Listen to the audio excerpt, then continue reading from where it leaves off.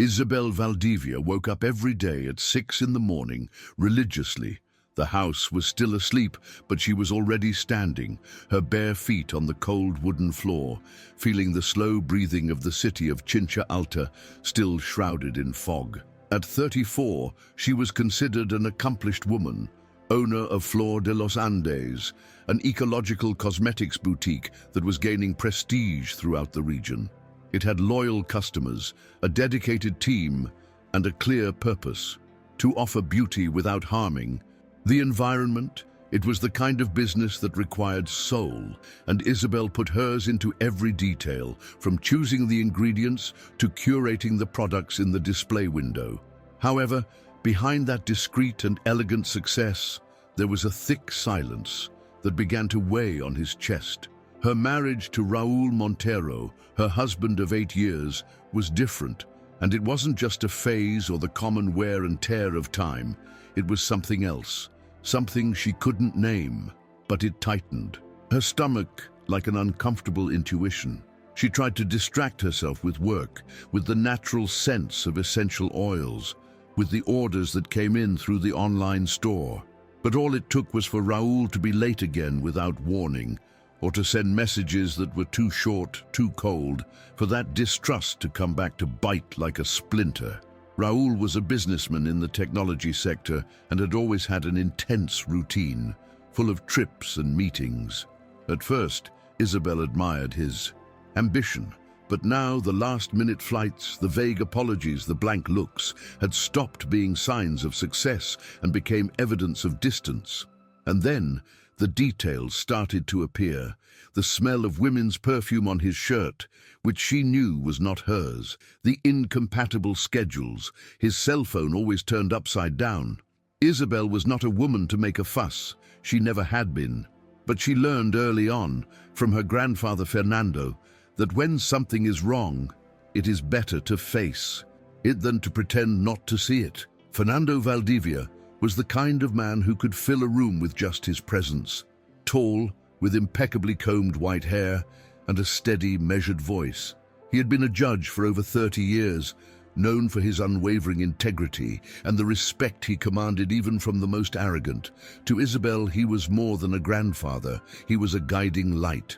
Ever since her parents died in an accident when she was still a teenager, Fernando had been the one to raise her. He was never overly affectionate, but he was there for every important moment, offering just the right mix of support and demands.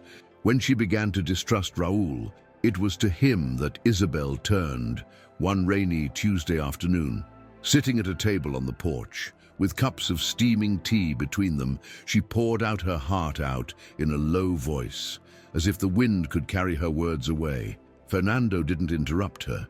He just listened, his brow slightly furrowed and his fingers intertwined on his knee. In the end, he said just one sentence: "You already know the truth. You just need to have the courage to look it in the face."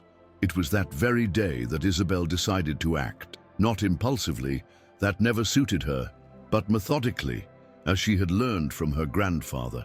In the days that followed, she organized her routine to observe Raul more closely. She noticed that he left for meetings on Wednesdays, always at the same time, and returned after 10 at night. In the second week, she got the number of the agency that handled the company's travel arrangements and pretended to be his secretary. She discovered that no car had been requested for those nights. So she rented a car on her own and began following him, parking at a distance, writing down everything without confronting him. It was as if she were preparing for a trial, gathering evidence, preparing her final speech. Isabel didn't want revenge. She wanted lucidity. And above all, she wanted to free herself with dignity. It was on a Thursday at 8:47 p.m. that Isabel received the confirmation that would change everything. Raul walked into a discreet office building, smiling, wearing the same blue shirt she had ironed that morning. Isabel parked across the street and waited. 20 minutes later, he saw the silhouette of a tall woman with long hair and high heels entering through the same door. His stomach turned. Not because of jealousy. That feeling had already turned into something else weeks ago. It was more like a deep pain, which tore apart a part of his history in silence. When the woman emerged almost 3 hours later, fixing her hair and with her lipstick partially erased, Isabel already knew what she needed to do. I wouldn't confront Raoul at that moment. I wouldn't cry or ask for explanations. She had something more powerful in mind, the truth, laid bare before everyone, at the right time and place. That's what would give you peace. And it was there, standing in the car, with her hands sweating and her heart beating slowly, that she began to plan her next step, her last. If this part touched you, maybe it's time to follow the page. The next day, Isabel went to work as usual. She served customers, organized shelves, and handed out samples with a kind smile. No one noticed the turmoil she was carrying inside. That night, she sat down with Diana, her best friend since college, and shared everything. Diana was outraged and wanted to go and get satisfaction from Raoul right away, but Isabel held her hand. I don't want a scandal, Di. I want to show him, everyone, who I really am. That was when she had the idea. A birthday party. Her birthday was just a few weeks away, and every year, Raoul organized something in her honor with friends, co-workers, and family. This year, she would take care of every detail herself and use the celebration as a stage for her liberation. Diana, although worried, understood. And there, between a glass of wine and suppressed tears, she promised to be by her side every second. During the weeks leading up to the party, Isabel immersed herself in the preparations with almost surgical precision. He made the guest list personally, calling them one by one with a sweet and decisive voice. She chose an elegant but discreet hall in the center of Cincha Alta, the same one where she and Raoul had celebrated their 5th wedding anniversary. He had physical invitations made with recycled paper and the scent of lavender in homage to his store's proposal. She ordered a buffet with vegan dishes, live music, and a 3-tier cake decorated with edible flowers. The appearance of normality was so impeccable that no one suspected anything. Neither does Raoul. He didn't even ask about the event. He just accepted the invitation as if it were just another social formality. Isabel observed everything carefully, his gestures, his excuses, the false tiredness he said he felt. At night, lying next to him, I listened to his quiet breathing and thought, he has no idea what's coming. Behind the scenes, Isabel relied on Fernando and Diana. Her grandfather helped her with strategic advice, like an old general guiding his granddaughter in a moral battle. Don't speak out of anger, speak out with truth, and keep control, he would say. Diana, in turn, took care of the emotional behind the scenes. She brought hot chocolate, made jokes to lighten the mood, and stayed on the phone late on nights when Isabel felt too fragile to continue. The plan was simple, but it required courage. On the night of the party, she would gather everyone for a short speech, reveal the betrayal clearly, and show everyone that she was leaving Raoul, not for revenge, but for self-respect, and above all, for freedom. Isabel no longer wanted to live under the shadow of a sham marriage. She wanted light, and she was willing to light that light with her own hands. The day of the party arrived with a clear sky and a cool breeze blowing through the halls of Cincha Alta. Isabel woke up early, took a calm shower, and got dressed as if she was preparing to be reborn. She chose an olive green dress, fitted at the waist, with long sleeves of delicate lace. She tied her hair in a low bun, let the emerald earrings she inherited from her mother shine discreetly, and applied a wine-colored lipstick. In the mirror, the woman looking back at her didn't look shaken. She looked determined. Fernando arrived at 10 in the morning to pick her up, as promised. She kissed her granddaughter's forehead and said with a restrained smile, "Today is the first day of the rest of your life." In the hall, everything was already ready. Floral arrangements filled the tables, the soundtrack was soft, and the lights created a cozy atmosphere. As the guests arrived, Isabel welcomed them with sincere hugs, as if nothing was out of place. No one suspected that behind that smile there was a revolution about to happen. "Good evening, everyone," Isabel began, her voice clear, calm, and free of tremors. First of all, I want to thank each and every one of you for being here. I know that many of you have come from far away, taking time out of your schedule, and that means a lot to me. She paused briefly, as if she were about to tell a good story. Today, besides my birthday, is an important day for another reason, a personal reason. The guests looked at each other curiously. In the last few months, I have had a difficult experience, an experience that made me reconsider everything. My relationship, my values, my choices. Isabel took a step forward. I discovered that my husband, Raul Montero, had been having an affair with another woman. The room fell into a dense, almost palpable silence. Raul's eyes widened. His lover froze with her glass, halfway to her mouth. I discovered this on my own. I observed, I wrote it down, I waited, and I chose this moment to share it, not out of revenge, but because I believe that the truth, when spoken firmly and respectfully, sets you free. She took a deep breath and looked directly at Raul. You betrayed me, not just with another woman, but with every lie, every omission, every empty gesture. Raul's eyes filled with tears, but Isabel did not give in.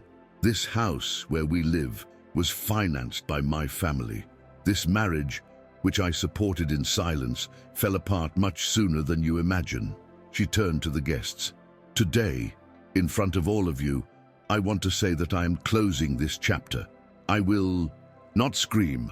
I will not cry. I just want to leave with the same dignity with which I entered this relationship.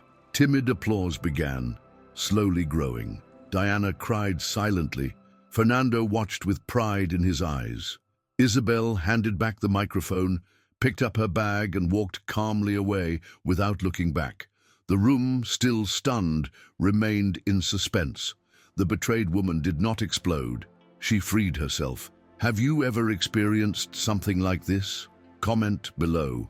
Isabel walked to her car, the sound of her own footsteps echoing in her ears. Each step was like releasing a weight she had been carrying for months. Diana caught up with her in the parking lot, holding her hand tightly.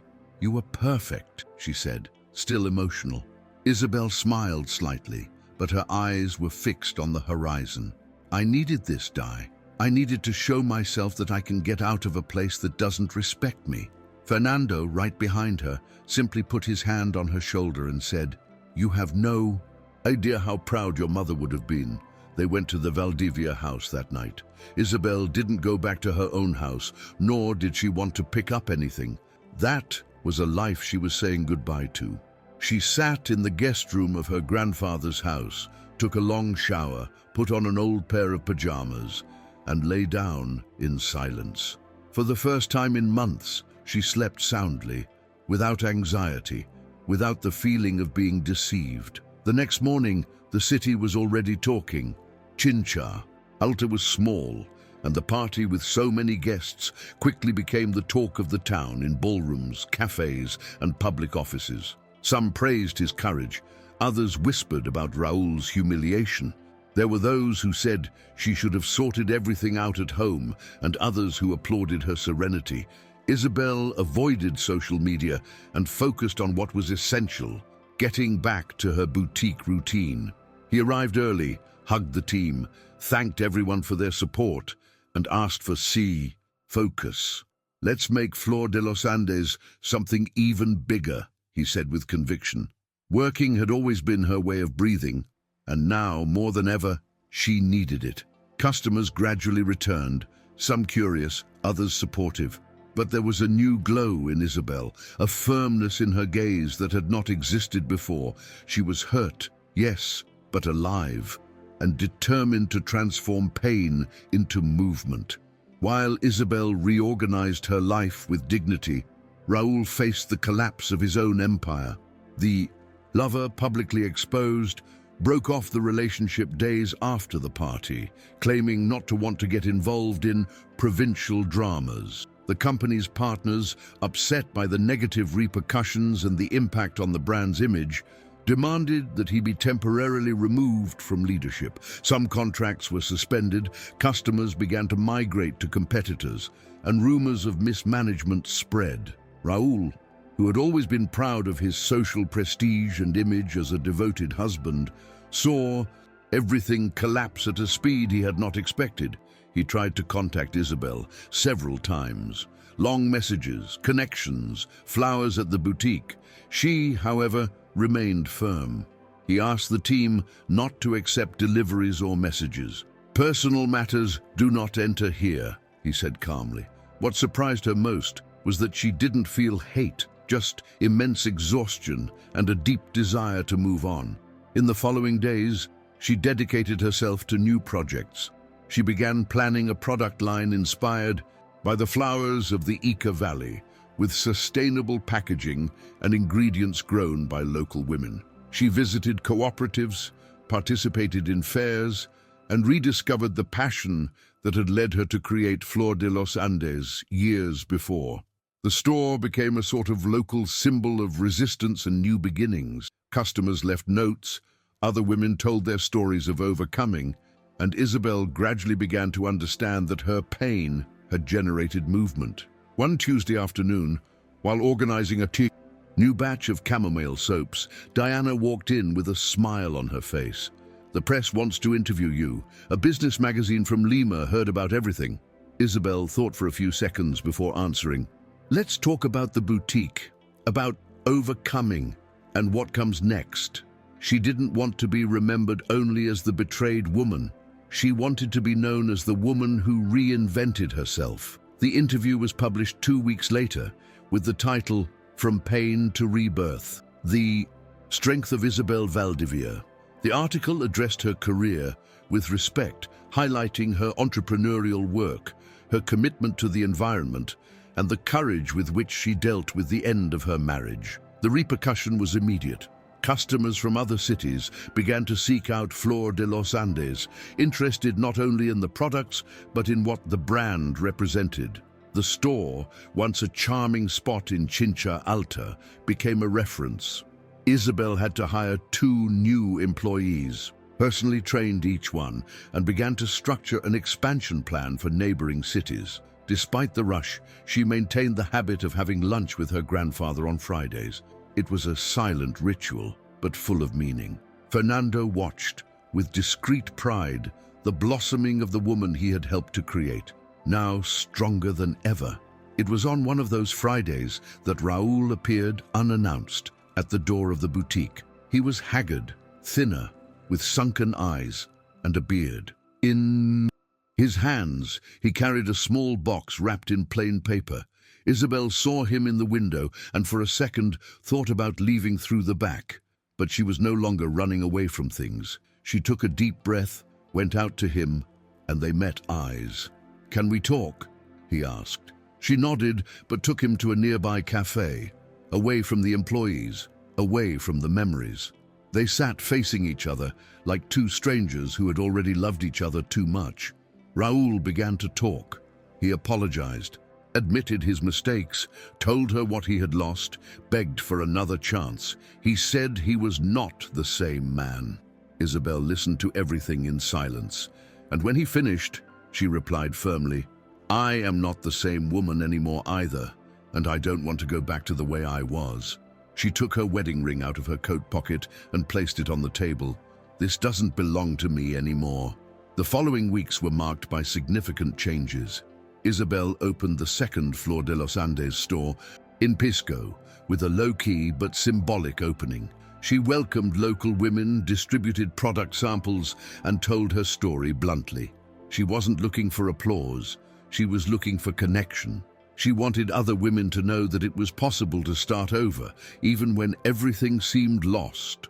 The success of the new store exceeded expectations, and plans began for a 3rd store in Ica.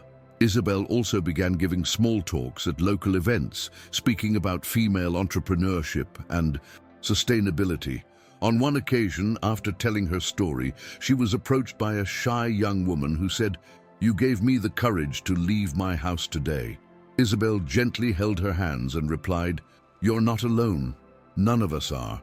That was her purpose now. More than selling, more than growing. It was about inspiring, Despite the brand's rapid growth and growing visibility, Isabel remained down to earth. She spent hours reviewing labels, testing textures, and negotiating directly with suppliers. She refused to take shortcuts that would compromise the essence of Flor de los Andes. The team grew, but she made sure to maintain a direct connection with each employee. She knew their names, their stories, their dreams. "No one is invisible here," she would always say. At the same time, she began to take care of something she had neglected for years: her own emotional health. She started therapy, took up yoga again, and went back to walking with Fernando on Sunday mornings. On these walks, her grandfather listened more than he spoke. Sometimes he would just hold her hand, as if to say, "You've come this far, and I've seen it all." These were simple gestures, but they helped rebuild parts of Isabel that had been quietly torn apart by Raúl's silent contempt. One of those Sundays, Fernando gave her a handwritten letter. It was from Isabel's mother, written shortly before she died, which he had kept for all those years, waiting for the right moment. "For when my daughter is strong enough to understand that she deserves to be happy." Isabel read each word as if they were seeds being thrown into fertile soil. The letter spoke of love, of difficult choices, of not accepting crumbs of affection. She cried a lot, but it was a different kind of crying, not of pain, but of liberation. After that day, something settled inside her, as if all the pieces had finally found a place. She began to write her own letters, which she kept in a wooden box, to herself, to the woman she was, to the woman she would be. It was her secret ritual, her way of remembering that, even on the darkest days, she never stopped being whole. It was during this process of personal reconstruction that a new invitation came up: to participate in a panel on female entrepreneurship in Lima, alongside other influential businesswomen in the country. Isabel hesitated for a few days. She still felt out of place in front of such experienced women and big names in the sector. But Diana was emphatic. "You're not being invited because you have all the answers.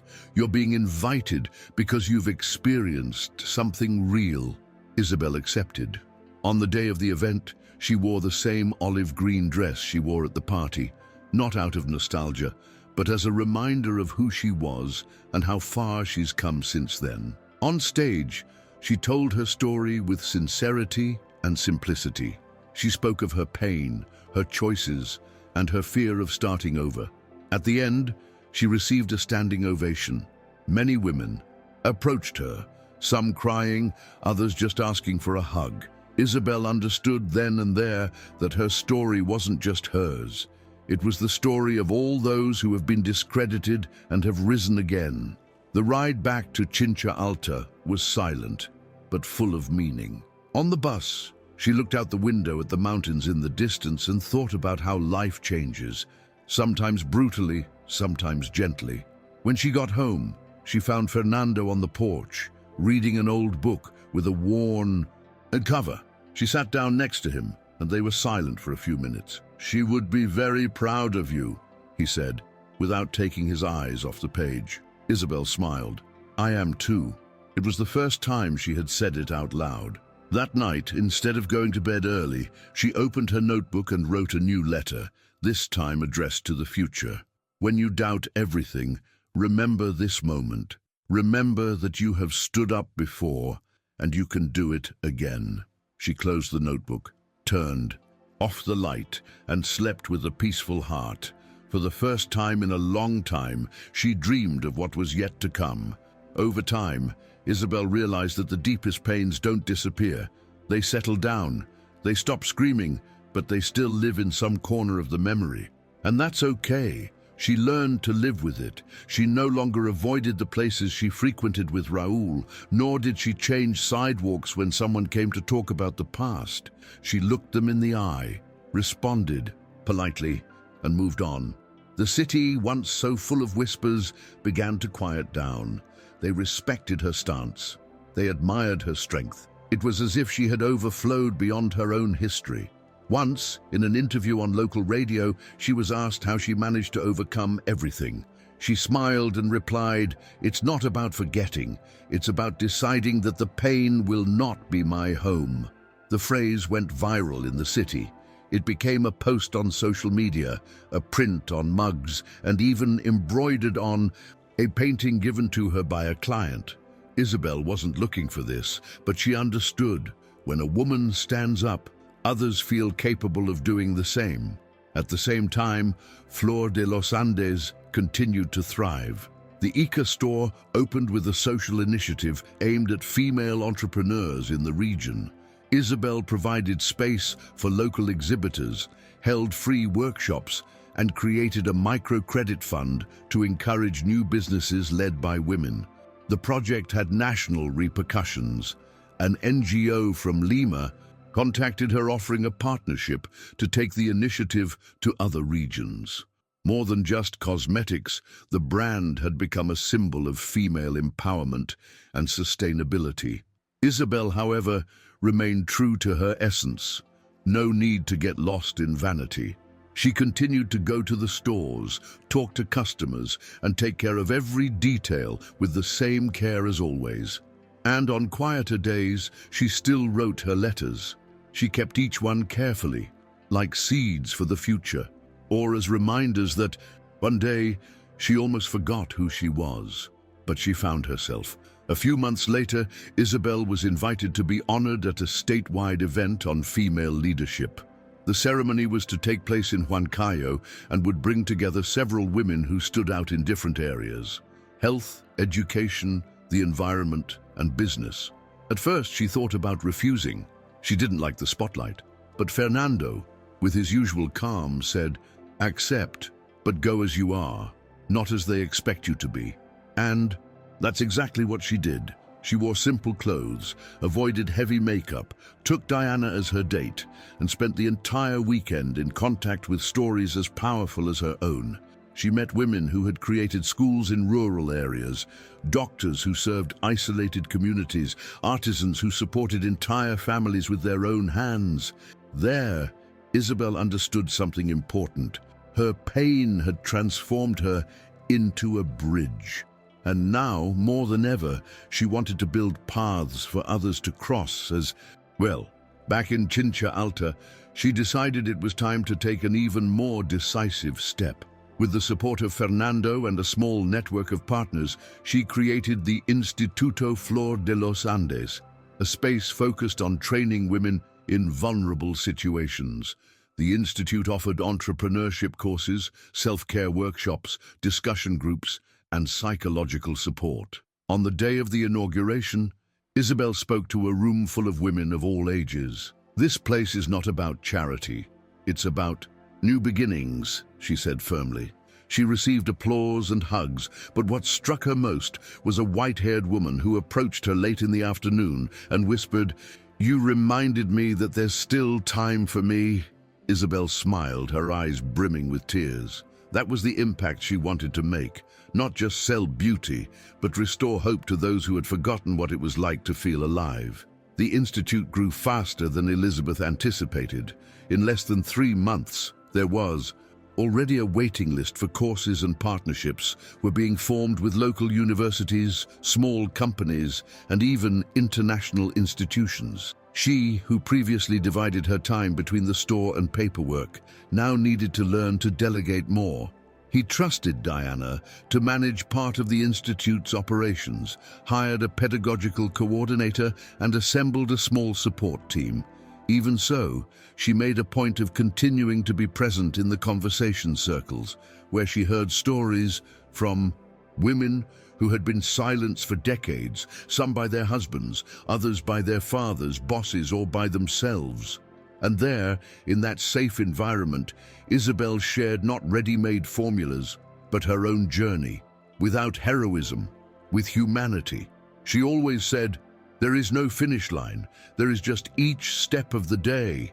And every time she repeated that phrase, she realized she was healing another part of herself. It was during this period that Raúl appeared again, not with pleas for forgiveness, but with a legal proposal. He wanted to renegotiate the division of assets, claiming that he had suffered financial losses due to the public exposure.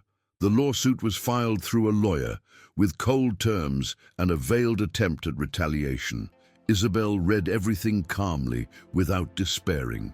She showed it to her grandfather, to her lawyer, and decided that she would respond elegantly but firmly. She did not want to fight, but she also would not accept being blamed for the downfall of a man who chose to deceive and hide. At the hearing, she looked Raoul in the eyes for the first time since their conversation at the cafe. He seemed smaller, not physically, but in his posture, in his soul. When the judge gave her the floor, Isabel was direct. "I was not the one who destroyed your image. It was your choices." She won the case, and more than that, she gained a peace that no longer depended on external justice. After the hearing, Isabel returned home in silence. She didn't feel euphoria or immediate relief. She felt completeness, as if something had finally been sealed with the missing seal. Fernando was waiting for her with 2 cups of tea on the porch. "Is it over?" he asked. "It's over," she replied, sitting down next to him. They didn't need many words. Her eyes said it all. That night, Isabel burned one of the letters she had written long ago, one of the first, addressed to the woman who still lived in fear. She watched the paper turn to ash on a ceramic plate and silently thanked herself for not giving up. It was her own rite of passage, with no witnesses, no applause, just her and the certainty that she had gotten through the worst. The following days were easier. The Institute's routine remained intense. The stores continued to grow, and Isabel began to receive invitations to give lectures in other regions of Peru. A publisher in Lima offered to turn her story into a book. She hesitated, but ended up accepting, on the condition that the focus be on overcoming, not on the scandal. She gathered texts from her notebooks, excerpts from letters, and stories from the Institute. She wrote honestly, without embellishments, as if talking to a friend. The title came naturally, Flor de Si. The first print run sold out in a few weeks. Women from all over the country began writing to her, sending letters, emails, and photos. They said they had made important decisions after reading her story. Isabel was moved by each one, but she responded with the same simplicity as always. "You did it, not me." And in fact, she knew she was not a savior. She was just someone who one day was afraid and chose to carry on anyway. With the success of the book came invitations to television programs and interviews on major websites. Isabel, however, maintained firm criteria. She only accepted spaces that respected her story, that did not try to romanticize the pain or turn it into a spectacle. In one of these live interviews, the host tried to elicit a sensationalist reaction by asking, "If Raoul were here now, what would you say to him?" Isabel took a deep breath and calmly responded, "I would say thank you, because you taught me, in the hardest way possible, to never forget myself again." The audience fell silent for a second before applauding. It was not because of the answer itself, but because of the strength she exuded. That soft-spoken and firm woman had unintentionally become a symbol, and yet she kept walking without letting herself be intoxicated by the compliments, because she knew how much each step she took up until that point had cost. On a sunny Sunday, while tending to the Institute's garden with some students, Isabel found herself smiling to herself as she planted a lavender seedling. That plant, which I used so much in the boutique's products, now represented something else: permanence. Her life, for so long conditioned by what others did or didn't do, now flourished on its own. A group of teenage girls approached with curiosity, and she patiently taught them how to prepare a natural extract from the leaves. As he spoke, he noticed that his hands were no longer shaking as before, that his voice carried a calm assurance. She was no longer the woman she had been at the beginning, the one who had suspected in silence, who had suffered in silence, who had waited in silence. He was someone who had learned to name his own pain, transform it into action, and in the end, into a seed. And seeds, she knew, always find a way to grow, even in the most arid terrain. As the months went by, the Instituto Flor de los Andes began to receive visits from representatives from other regions of the country. People interested in replicating the model, understanding how something so simple, listening, supporting, training, could have such a profound impact. Isabel organized monthly meetings with these leaders, shared materials, and spoke about the difficulties with transparency. It's not easy to keep everything running, but it's harder to leave everything as it is, she said. She never promised miracles. What she offered was a way to walk together. At one of these meetings, a social worker from Ayacucho asked her, "Have you ever thought about going into politics?" Isabel laughed. "I prefer to change things from the outside." But later, alone, she thought about the question. She never wanted power, but perhaps she could use her voice to defend more women. She put this idea away in a mental drawer, taking her time. It wasn't time yet, but maybe one day. The relationship with Fernando, his grandfather, also took on new contours. He, who had always been the model of righteousness and firmness, now allowed himself to show affection more frequently. "Sometimes I would take flowers to the boutique. Sometimes I would pop into the institute just to see how everything was." One afternoon, while they were watching a documentary together, he held her hand and said, "You went far beyond what I dreamed." Elizabeth, surprised, became emotional. She realized that behind that austere figure, there was a man who, in his own way, always believed in her. It was as if, finally, they had both learned to love each other in a lighter, less restrained way. It was beautiful to see that even after so many losses, constructions were still possible. Isabel there understood that rebuilding was also this, remaking the bonds that are worthwhile, and allow yourself to be a daughter, granddaughter, a woman, without having to prove anything to anyone. At the Chincha Alta store, things were also going full steam ahead. Isabel had hired a young manager, Clara, to take over part of the administration, which gave her more time to dedicate herself to the institute and social projects. Clara was dedicated, intelligent, and deeply admired Isabel's story. One afternoon, while they were reviewing the new catalogue for the essential oils line, Clara commented, "Do you have any idea what you mean to us?" Isabel laughed, a little awkwardly. "For me, I only did what I could do," Clara insisted, "but that's exactly what changes everything, showing that it's possible." That's when Isabel realized that, even without realizing it, she had become a reference. And with that came a new challenge, taking care of herself so she could continue to take care of others. She began to respect her limits more, taking weekends off, going back to drawing, an old hobby she'd put aside, and taking short trips to places where she could just observe, breathe, and exist. It was on one of these trips in Paracas that she experienced one of the most symbolic moments of her journey. She was walking alone along the beach at dusk when she saw a group of children playing in the sand, laughing loudly without worrying about the weather. He sat on the edge of a dune and watched. The sea breeze brought a scent of salt and freedom. At that moment, Isabel cried, not of sadness, nor of longing. It was a cry of gratitude for having survived, for having transformed pain into strength, for having rediscovered parts of yourself that you thought were lost forever. He wrote another letter that night, in the simple room at the inn. This time, for 8-year-old Isabel, an orphan, scared, who never knew what she was capable of. "You will grow up to be everything no one imagined, and you will be happy, not by luck, but by choice." When she returned from her trip, Isabel found the store full and the institute in full swing. It was as if the world had not paused in her absence, and that reassured her. She had created something that worked even without her around. That was the true sign that she was on the right track. At the weekly meeting with the institute team, she proposed a new project, a line of bags and accessories produced by female artisans from the mountains, with part of the proceeds going to an education fund. The idea was received enthusiastically. Diana, as always, had already thought. "Of the name, Raíces que Caminham," Isabel smiled.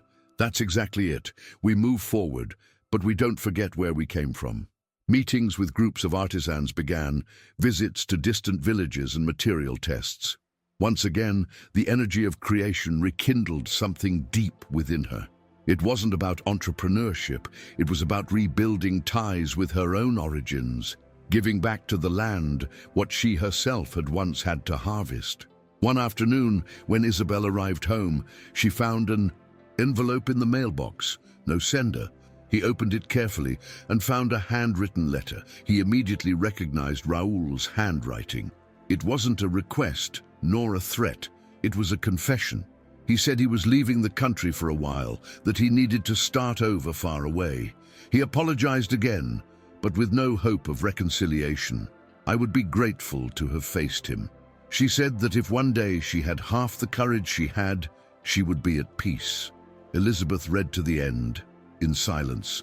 Then he put the letter in the same box where he kept his own, not out of attachment, but as a reminder that even the most twisted stories can end with a comma of dignity, and also as proof that she didn't need to beat anyone. You just had to continue being who you became. A few weeks later, Isabel was surprised by an award from the Chincha Alta City Council.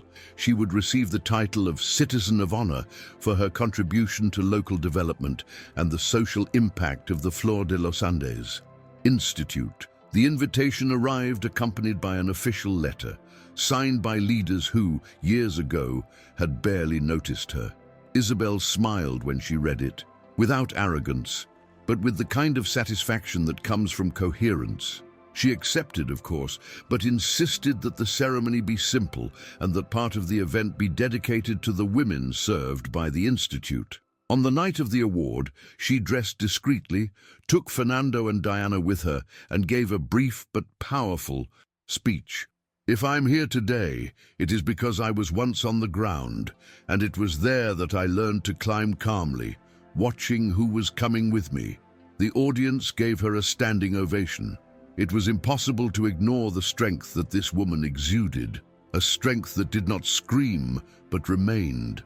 After the ceremony, Isabel walked with Fernando through the town's central square. The lights were on, the trees swayed gently in the wind, and there was a peaceful atmosphere in the air. Do you remember when you told me that I already knew the truth? I just had to look at it, she asked. Fernando nodded, smiling. I remember. And you looked. And you did more than that. You built another truth on top of it. Isabel held his arm tenderly. We never know how strong we are until being strong is the only option, right? Her grandfather stopped, turned to her and said, No, we've always been strong. We just forget sometimes. That was it. That was what Isabel now understood. Strength didn't come from pain or from falling. It came from within. It had always been there. She only needed to go through the fire to rediscover what burned without being consumed.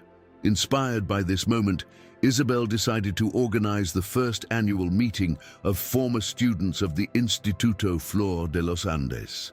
It would be a celebration of transformation, a space for exchanges, reunions, and new connections. The team immediately embraced the idea, and within a few weeks, everything was ready. A hall, provided by a local school, decorations made by volunteers, and typical foods brought by the participants themselves. At the opening, Isabel said little. She wanted to listen. For hours, dozens of women went up on stage to tell their stories, how they started businesses, returned to school, left abusive relationships, moved to another city. Some carried photos, others carried their children in their arms. It was impossible to hold back the tears. Diana, who was helping with the organization, turned to Isabel at one point and whispered, Do you have any idea what you have created? Isabel just shook her head, moved. She knew she had planted something, but seeing everything blossom in so many forms and faces was something else. It was gratifying and, above all, real. At the end of the meeting, a young woman named Estefania approached Isabel with a gift wrapped in recycled paper. It was a notebook with a handmade fabric cover and a dedication written in firm handwriting. So that you never stop writing because your words keep us going. Isabel hugged the young woman tightly. That simple gesture touched her deeply. Back home, she sat on the porch with a blanket around her shoulders and opened her new notebook. He leafed through the blank pages with affection, feeling that more than ever, his story was still being written.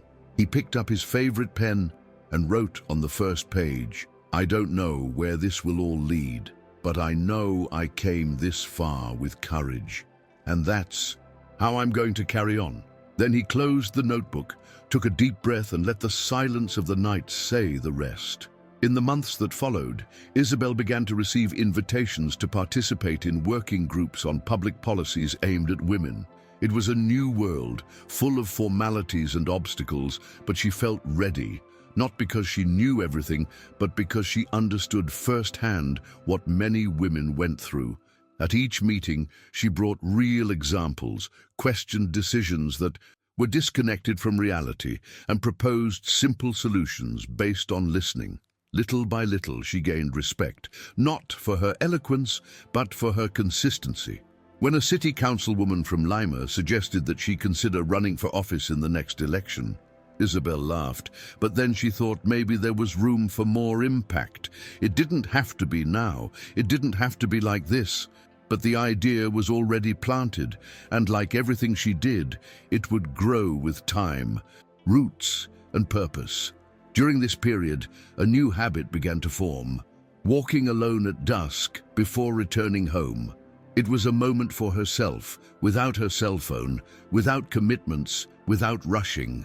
On these walks, she would come across neighbors, children who recognized her from the institute, women who greeted her with respect. She felt like she was part of something bigger. One time, she stopped in front of the window of the first Flor de los Andes branch. Inside, a customer was being served by a new employee, young, attentive, dedicated. Isabel watched for a few minutes, moved. It was as if the cycle was being renewed before her eyes. She no longer had to be everywhere. She no longer had to carry everything alone. And that, for her, was freedom. Letting others grow too. Trusting, letting go. Allowing what was planted to continue living even when she wasn't looking. One night while organizing her things, Isabel found an old photograph stored among the books. It was from an ordinary day taken years ago. She and Raúl smiling in a park, sitting on the grass, eating empanadas. Neither of them were looking at the camera. They were just laughing at something she no longer remembered. Isabel looked at that image with affection, but without longing. It was like seeing an old version of herself, a young woman who believed in love, in the future, in the promises spoken with her eyes. He didn't feel sad. She felt grateful for having experienced it, even though it was over. He put the photo back in the envelope and put it in a box, along with other memories that no longer hurt. Over time, you learned that not everything needs to be erased. Some things can only be left where they belong, in the past. A few days later, she was invited to speak at a local university. The theme was Women Who Transform. The room was full of students, mostly young women with alert eyes and open notebooks. Isabel spoke about her career without embellishments, with the same honesty as always. She told about the nights when she didn't know if she could go on, about the days when shame almost made her shut up, about the exact moment when she chose to get up.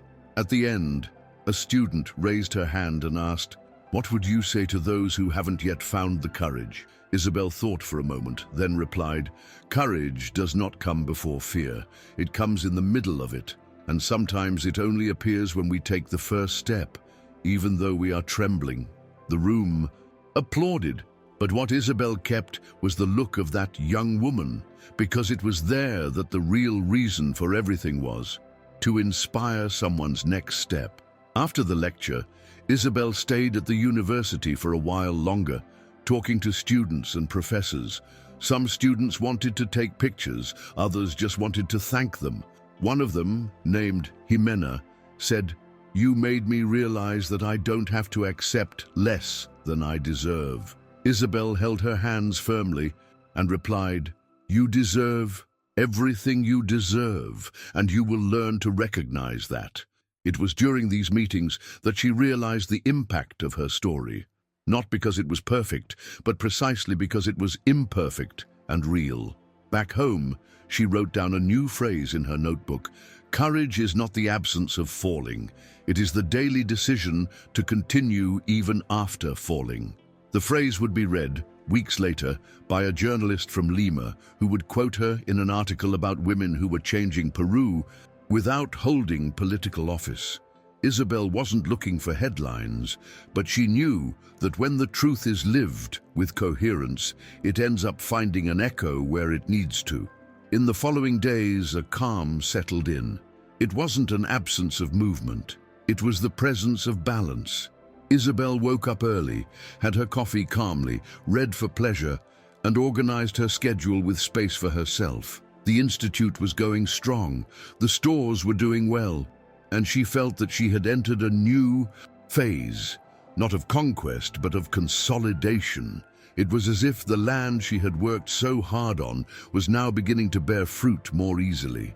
Diana, always by her side, would say with a laugh, "Now that everything is working, maybe you can finally rest a little."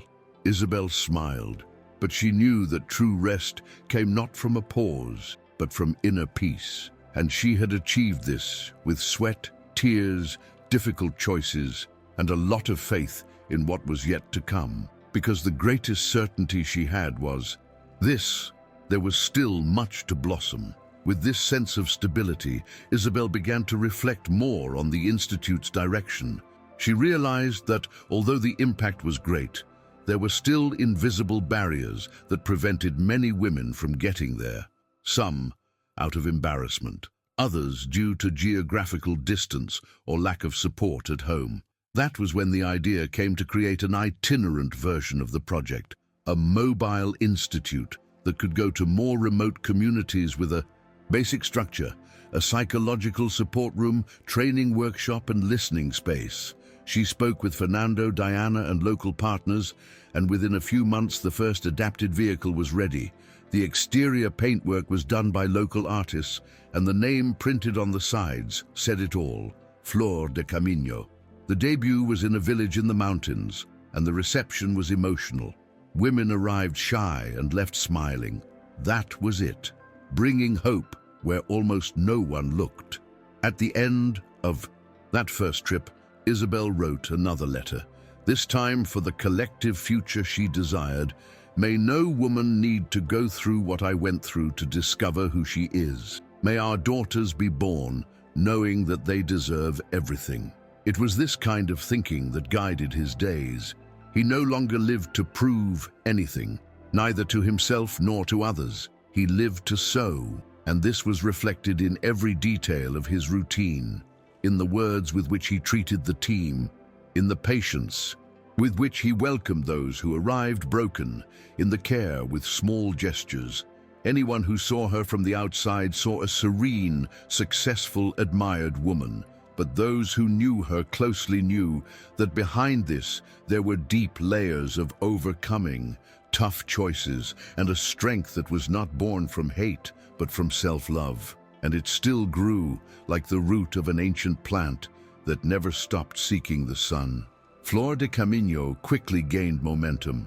In less than 4 months, it had already visited 11 communities, provided more than 100 psychological consultations, and trained dozens of women in different trades. The project caught the attention of international NGOs and received a small donation from Spain, which made it possible to purchase a second vehicle. Isabel followed each new route with the same enthusiasm as at the beginning. On one of the trips, she met a woman named Benita, 62 years old, who had never studied and thought it was too late to learn anything. After 3 meetings, Benita was making handmade soaps and teaching her granddaughters. At the end of the module, she gave Isabel a note written with the help of her granddaughter. "Thanks for not surrendering. Usted tell me other beginning." Isabel kept that paper with the same care with which she kept her letters. It was another seed sown, another flower born from the difficult ground of real life. Meanwhile, in Chincha Alta, Fernando was beginning to show signs of aging. His morning walks became shorter, and he spent more time reading in the living room chair.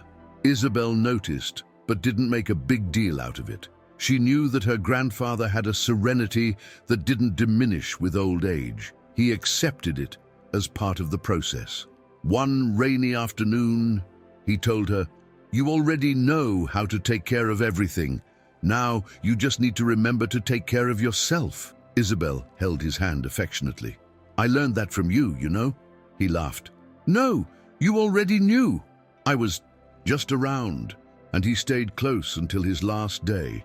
He passed away months later, sleeping peacefully without pain in the room he had chosen himself. Isabel cried. Yes, she cried a lot. But, as with everything she had experienced, she also transformed this loss into an impulse. She planted a tree in the backyard of the Institute with a little plaque, Fernando Valdivia, where it all began. The tree grew quickly, as if it knew how important it was. It was a white ipe tree, in bloom most of the year, visible right at the entrance to the Institute. Women who passed by would always ask about it, and Isabel would tell the story with a serene smile. He was the one who taught me that dignity is not negotiable. It was true.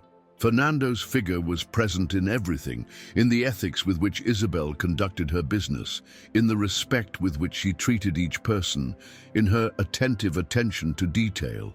Even Diana, who had known him forever, would say, "He's still here, only now, through you." And Isabel believed it. In moments of doubt, she would sometimes walk up to the tree, rest her hand on the trunk, and close her eyes. She didn't ask for anything. She just gave thanks. It was her way of keeping alive the memory of the one who taught her so much, with firmness, silence, and love. As the years went by, Isabel's story began to be told in school books in the region, not as a heroine, but as an example of concrete, everyday overcoming. A woman who fell, suffered, got up, created something new and moved on. Teachers took classes to visit the Institute, students did projects on the Flor de los Andes, and some girls wrote letters saying they wanted to be like you when they grow up.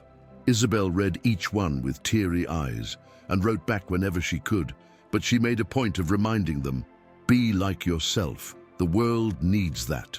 Because what she wanted most was for no other woman to have to go through what she went through to discover her strength, that the next generations would be freer, more aware, more whole, and that they would be able to build their stories without having to break before they blossomed. One Saturday afternoon, Isabel decided to return to the place where it all began, the office building where she had caught Raoul with his lover so many years ago. It was different now.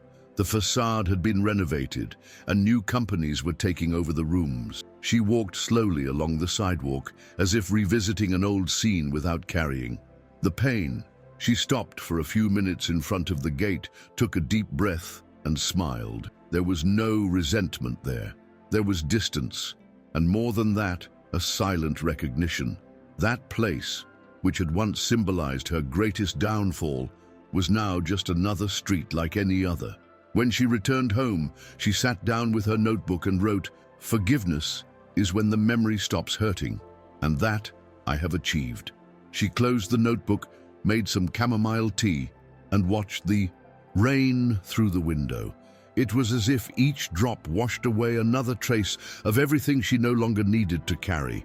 Shortly after, she received an unexpected invitation. An independent documentary wanted to tell her story, interspersing testimonies from women impacted by the Institute. Isabel hesitated. She didn't like the idea of being the center of the narrative, but she changed her mind when she learned that the team would make a point of giving voice to the students, employees, and artisans. The project was filmed in silence, without fanfare, with respect. When it was ready, it was first shown in a small movie theater in Ica. Isabel went with Diana and some women from the Institute. She sat in the back rows watching the reactions. There was laughter, tears, deep silences. At the end, a round of applause. But what moved her most was seeing how many times other women appeared on the screen saying, "After her, I believed I could do it too. That was it. That was what it was. About from the beginning. About lighting a light, not to be looked at, but so that others could find the way. After the documentary was shown, invitations to take it to other cities began to appear. Isabel authorized it on the condition that each session was accompanied by a conversation circle with local women. I wanted it to generate more than a momentary thrill. I wanted it to open doors. In Cusco, Trujillo, Arequipa, the pattern was repeated. Full auditoriums, discreet tears, tight hugs. In each city I learned new stories, new beginnings, and returned home with an expanded heart. It was as if her own cure was spread across the country in bits of hope that continued to multiply. Diana began to accompany her frequently, and between one city and another would jokingly say, "Have you ever thought about writing another book?" Isabel smiled. "Maybe one day. But for now, I just want to live for what's yet to come." And there was a lot to come. It was in this climate of expansion that the most unexpected invitation came. To speak at the UN headquarters in New York during a conference on women and post-trauma reconstruction. It took Isabel a few days to believe it. She thought it was too big for her. But after talking to Diana and rereading some of her old letters, she understood that it wasn't about her. It was about all the women who had come before, and all the women who were yet to come. She traveled with a small team, wearing the same olive green dress from the party that changed her life. During her speech, she recounted her journey with simplicity and firmness. She spoke about the Institute, Flor de Camino, and the letters she wrote and received. When she finished, the audience, made up of women from various parts of the world, stood up in applause. But what Isabel remembered most was the feeling that, even so far from home, she was still the same woman who decided not to keep quiet. And that, now, was her greatest achievement. The return to Peru was peaceful, without parties or receptions. Isabel made a point of returning discreetly, going straight to the store in Chincha Alta. She entered through the back door, greeted the employees, checked the day's orders, and, as always, prepared a small lavender infusion to leave on the counter. "You came back different," said Clara, the manager, smiling. Isabel laughed. "I came back more whole. In fact, there was a new calm in the way she walked, the way she spoke, the way she dealt with the demands of everyday life. There was no longer any anxiety at work, no rushing in her steps. She was where she wanted to be, and that made all the difference." That same week, she gathered the Institute's team and announced a new plan to transform some of the letters she had written over the years into educational material for teenagers. "I want girls to start understanding early that strength already lives within them." And everyone applauded. The letter project became a booklet called First Voice. It brought together short texts, encouraging phrases, and spaces for each young person to write their own perceptions and plans. It was distributed in public schools in the region with the support of educators who adapted the content for discussion groups. Isabel participated in the first presentations, sitting in a circle with the students, listening in silence, smiling with her eyes. She realized how much those girls thirsted for being heard, for affirmation, for space. In one of the schools, a shy student approached her at the end of the activity and said, "I thought I was weak because I cried a lot, but I understood that feeling is also strength." Isabel hugged her, and once again she was certain she was on the right path. Those pages were not just paper, they were bridges, and she, more than ever, was a bridge too, between past and future, between fear and courage, between silence and voice. With the success of the Primera Voz booklet, other regions of Peru began to request in copies. Isabel, however, insisted on maintaining control over the expansion. "I don't want this to become a product. I want it to continue to be a presence." Therefore, she decided that each new distribution would only happen with the creation of a small, local training group, made up of women from the community itself, trained to facilitate conversations with affection and listening. It was slower, yes, but it was also more truthful, and Isabel was never in a hurry. Her experience had taught her that haste and depth rarely go hand in hand. In the following months, she began to travel frequently to training meetings, often in small towns with simple structures, but full of enthusiasm. She returned from these trips tired, but with a full soul, because she knew she was helping to build something that would outlive her. And this idea of continuity was what motivated her most now. On one of these trips, in the late afternoon, Isabel was sitting in a dirt square in a village on the outskirts of Cajamarca. Children played ball in the background, ladies chatted on wooden benches, and the orange-tinted sky gave the scene a tranquil beauty. Isabel took from her pocket one of the last letters she had written, not to anyone, but to herself. He read in silence. Then he carefully folded the paper and put it away again. Beside him, a teenager who had participated in the workshop asked, "Since when have you been writing?" Isabel smiled. "Since I needed to remember who I was." The girl was silent for a moment, then said, "I think I'll start too." And there, in that small gesture, Isabel recognized everything she needed to know, that what she was planting was not just transformation, it was continuity, and that his legacy was not on the walls of the Institute, but in the silent courage that was beginning to blossom in other hands. The end of the year was approaching, and Isabel decided that, for the first time since the founding of Flor de los Andes, she would take a vacation. Nothing grand, just 2 weeks in a rented house near the sea, no agenda, no commitments, no notifications. He grabbed some books, his notebook, and his favorite blanket. Diana accompanied her for the first few days, but then left her alone, at Isabel's request, who wanted to hear herself without noise. In the following days, she walked on the sand, slept without a set time, wrote without obligation. It was there, between the silence of the waves and the smell of salt, that he realized how much he had become accustomed to caring, taking care of employees, students, projects, the past. And there, for the first time in a long time, she felt that she could just be Isabel. No title, no function, only woman, alive, present, whole. On the last night before returning, she built a small bonfire on the beach and burned 3 old letters. Not because she wanted to erase anything, but because she wanted to make room for something new. Each piece of paper turned to ash with a light breeze. She felt light too. She wrote another letter, the only one from that trip, and signed it, "To myself, with love and patience." When she returned to Chincha Alta, she was warmly welcomed by the team, who had organized everything excellently in her absence. "We survived without you, but we miss you," Clara said, laughing. Isabel responded with a long hug. She did return to work, but she returned differently. Now she understood that rest was also part of the struggle, that silence was also part of the healing, and that presence, true presence, did not require constant effort. It required truth, and she carried that with her as never before. With the arrival of a new year, Isabel gathered her team for a different conversation.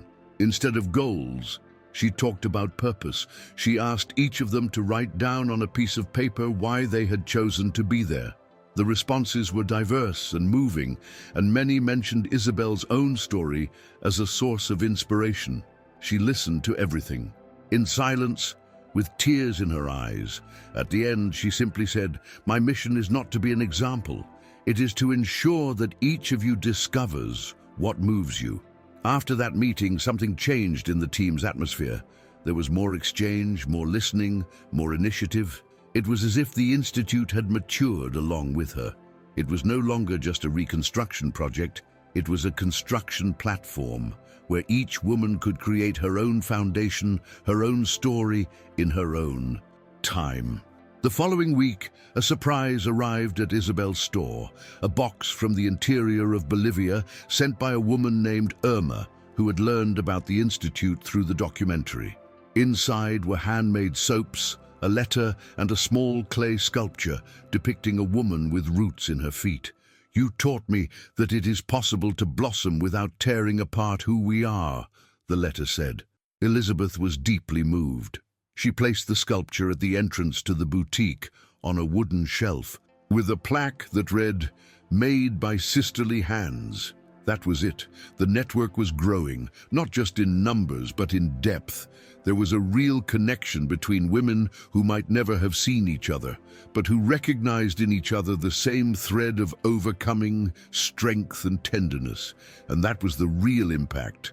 Not the visibility, but the silent transmission of a courage that was now no longer just hers. Little by little, Isabel began to dream of something that, years ago, would have seemed too far away, creating a school. Not a conventional school, but an educational space for girls at risk, where they could study, heal, and dream at the same time.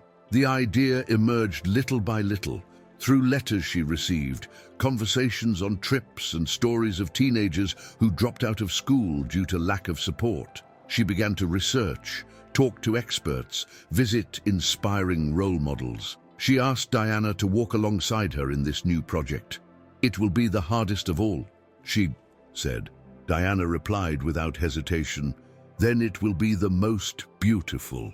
The land was donated by a woman who had benefited from one of the Institute's first courses. "I want others to have the chance that I didn't have," she said, moved. And with this gesture, the impossible began to take shape. Isabel decided to call the school Casa Sementes, a simple name, but loaded with symbolism. There, each girl would be treated as someone with potential, not as a problem to be solved. The idea was to offer formal education integrated with activities for expression, emotional care, and citizenship training. There would be no strict uniforms or punishments, but rather welcoming rituals, spaces for listening, and time to be. While the architects drew the plans and the team sought institutional support, Isabel returned to her letters to extract passages that could inspire murals and teaching materials. She wanted every corner of the school to tell a story, and for the walls to speak not of discipline, but of new beginnings, because she knew, more than anyone, that it was there, in that moment when pain finds shelter, that true learning began.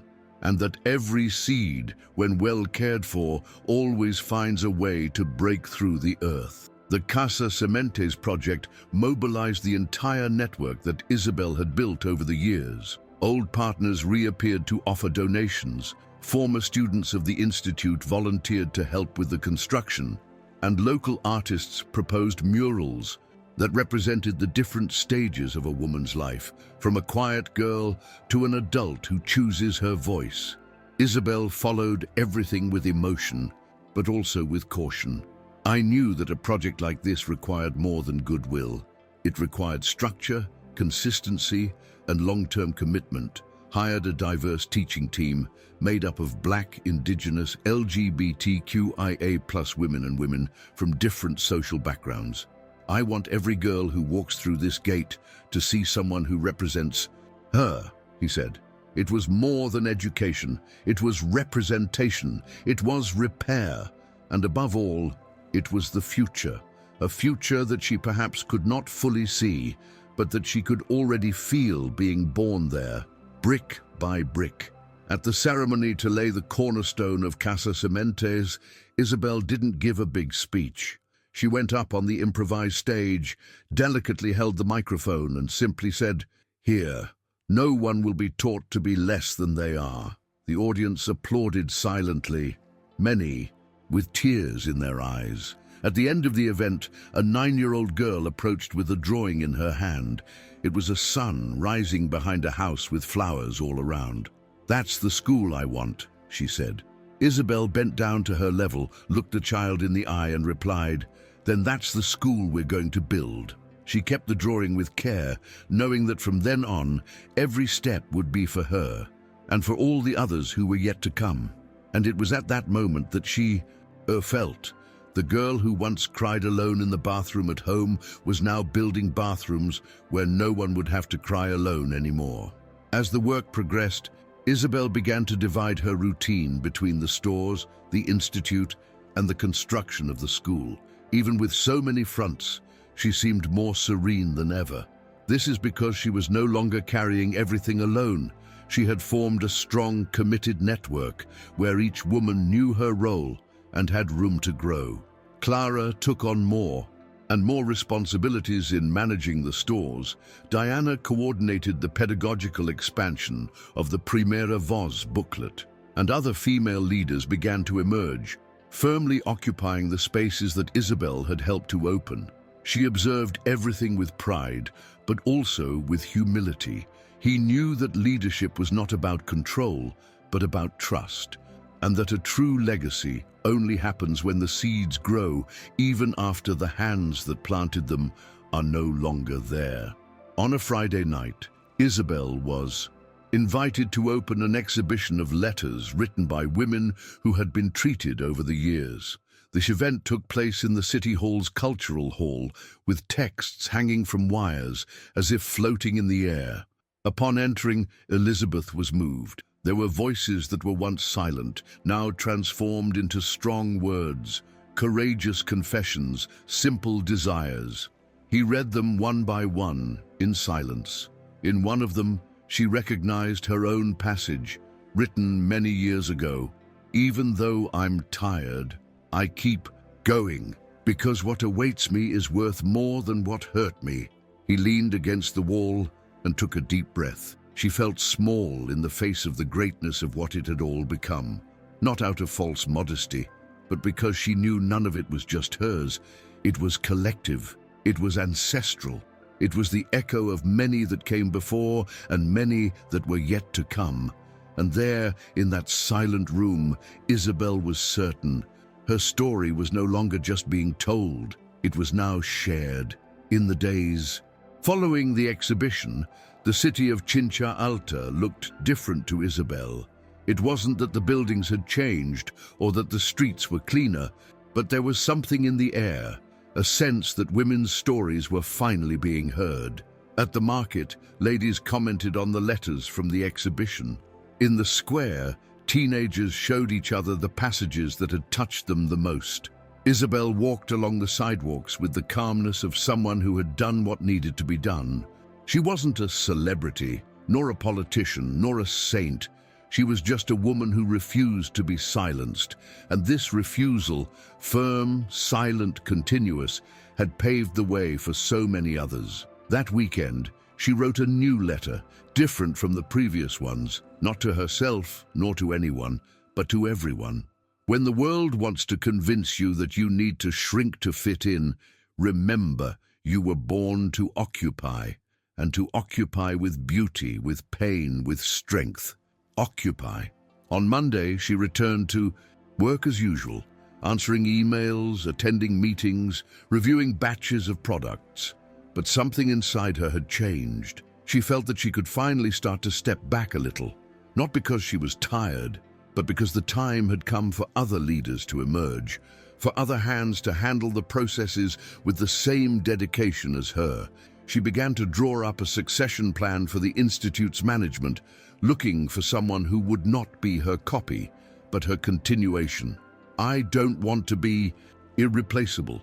I want to be multipliable, Diana said, and so she began to prepare the ground for the next stage of her own journey, because she knew that there was still a lot to live for, and that a woman who had built so much from pain also deserved to experience life from the lightness of life. Little by little, Isabel began to dedicate more time to things that used to be at the bottom of her list: painting, walking aimlessly, visiting craft fairs, watching old movies. He rediscovered small pleasures that once seemed like a luxury and now became routine. Diana laughed as she watched her devouring fiction books, something she hadn't done in years. "You're becoming a common person again," he joked. Isabel replied, "I always was. I was just busy being a bridge." And that was exactly it. For the first time in a long time, Isabel felt like she was living beyond her mission. He was still present in the projects, yes, but he no longer needed to prove himself, nor carry everything on his shoulders. He was finally reaping, and he understood that the harvest was not just a result, it was also a rest. It was permission to stop without guilt, and to exist without weight. One afternoon, Clara discreetly called her into the store. "There's someone you need to see," she said, pointing to a woman with short hair, eyes marked by life and an anxious expression. Isabel recognized her immediately. It was Marta, an old neighbor who years ago had whispered about Isabel's separation with a certain contempt. Now she was there, with a different expression, almost broken. "Can I talk to you?" she asked. Isabel led her to the small garden in the back. Marta told her that she was in an abusive relationship, that she was ashamed, that she didn't know where to start. Isabel didn't say, "I told you so." She didn't even ask why it was only now. She just listened. Then she picked up one of the Institute's pamphlets and handed it to her gently. "You don't need to understand everything now. You just need to know that you're not alone," Marta cried. And Isabel stood by her side in silence, as if she knew exactly what it was like to be afraid of starting over. The reunion with Marta served as a reminder to Isabel that wounds do not follow a calendar. Each woman has her own time, her own moment, her own limits, and this must be respected. In the following days, she reinforced to the Institute team the importance of listening without judgment. We are not saviors, we are presence, and presence is what is most lacking for those who live in silence. This statement became one of the principles engraved at the entrance of the Institute, along with another phrase she herself wrote years before. "Every woman is a root in power." The new volunteers read these words as soon as they arrived and understood that they were entering a space where dignity was not a favor. It was a foundation.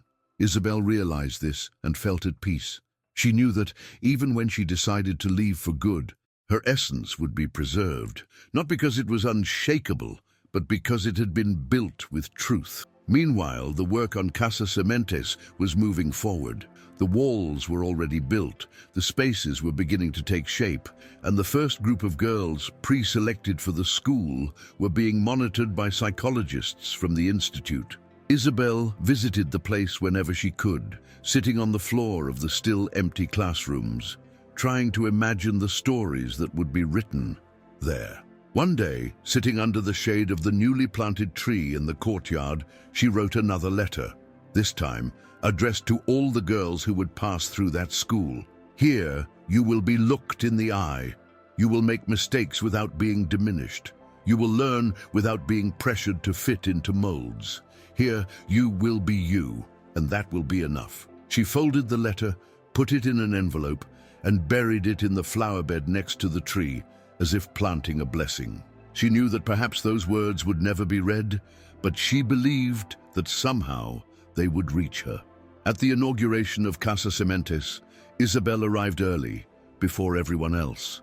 She wanted to see the place in silence once more, to feel its breath before it filled with voices. She walked through the newly painted hallways, touched the walls, and sat on the steps at the entrance.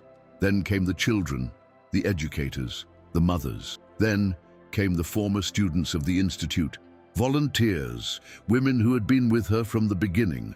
There was no ribbon cutting, no long speeches. Isabel took the microphone and simply said, "Welcome to the house where everything you feel has a place, and everything you are too." Then she opened the gate with her own hands. The girls ran in, exploring every corner with bright eyes. It was like watching the birth of a new world, a world where no one would have to apologize for existing as they are. Diana, overcome with emotion, approached Isabel with a bouquet of flowers. "You did this," she whispered. Isabel replied, "We did." That was what she wanted to leave as a legacy, not the authorship of something, but the sharing of a path. They sat together on the bleachers in the courtyard and watched the school alive, pulsating and in motion. Little by little, mothers began to approach. Some wanted to thank her, others just hugged her. One of them, with a choked voice, said, "My biggest dream was to study. Now, my daughter will be able to." Isabel held her hand firmly, "And she will. And who knows, maybe one day you will too," because she believed in this. It's never too late. It's never too little.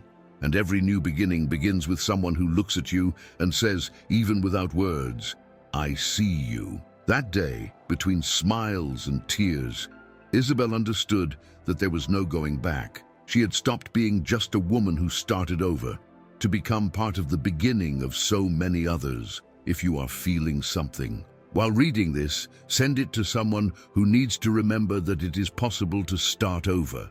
With Casa Sementes up and running, Isabel began visiting the school weekly, not as an authority figure, but as an affectionate presence.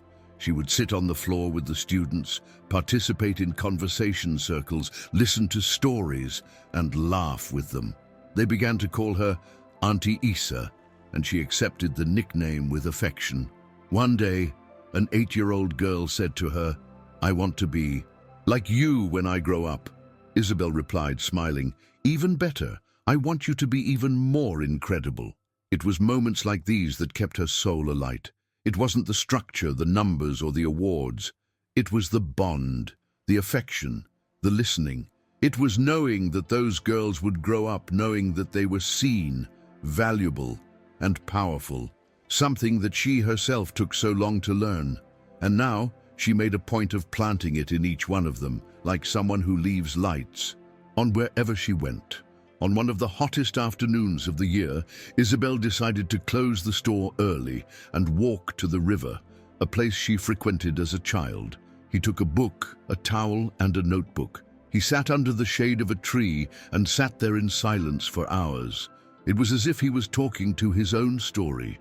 He thought about everything he had experienced, the pain of betrayal, the courage of exposure, the patient reconstruction, the bonds that were born from the fall.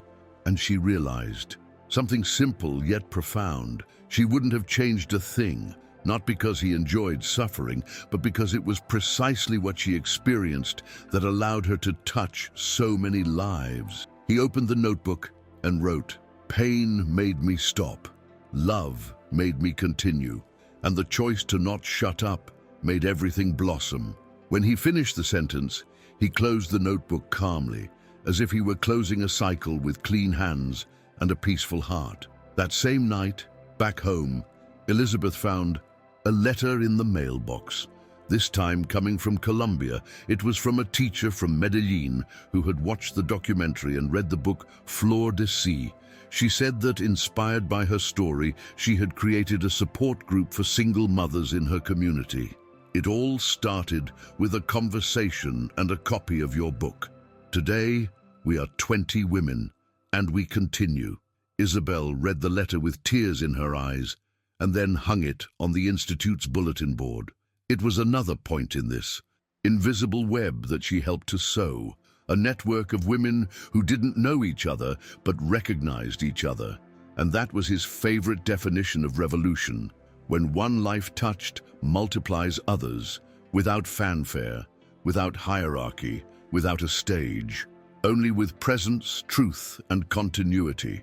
Over the course of that week, he began to organize his letters more carefully, separated by themes, dates, phases.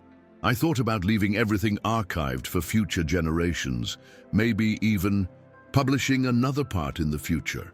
Among the pages, he found the first letter he wrote right after leaving Raoul. The handwriting was shaky, almost illegible, but the message was clear. "I don't know what to do. All I know is that I have to get out of here." Isabel held that paper with her hands steady and realized how far she had walked. That woman was still her, but now with scars turned into foundations. He put the letter in a new envelope and wrote on the outside, "Origin." Then she took a blank sheet of paper and wrote the most recent one, "I am alive, whole, and still blooming." It was confirmation that time does not erase pain. It transforms it into a root. And from well-tended roots, she knew, the strongest branches sprout. At the monthly meeting with the Institute's team, Isabel shared the idea of creating a memorial with the most memorable letters, both hers and those of the women who participated in the project. The idea was simple: a quiet room, open to the public, where people could read, write, and share their own stories. "We can't always talk, but we can almost always write," she explained. The suggestion was received enthusiastically. Within a few days, the team was already gathering material, cataloging it, and selecting excerpts. The space was named Room of Voices. And when it was ready, Isabel was the first to enter. She sat down in one of the armchairs, picked up a letter left by a young woman named Noelia, and read, "My grandmother used to say that women who talk too much are scary. Today I speak, and I want you to listen." Isabel smiled. That was it. That was why it all began. News of the Saladas Vozes spread quickly.